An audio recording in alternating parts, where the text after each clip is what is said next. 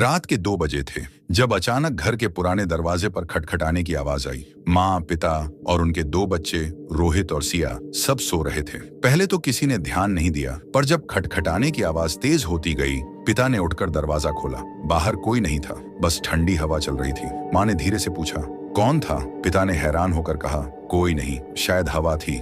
लेकिन तभी सिया ने धीमी आवाज में कहा, पापा, वो कोने में कोई खड़ा है। सबकी नजरें कमरे के कोने में गईं।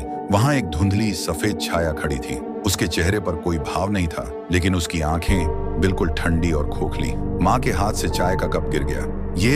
ये हमारी सिया जैसी दिख रही है, उसने कांपते हुए कहा। सच में वो छाया बिल्कुल सिया जैसी दिख रही थी, लेकिन वो सिया नहीं थी।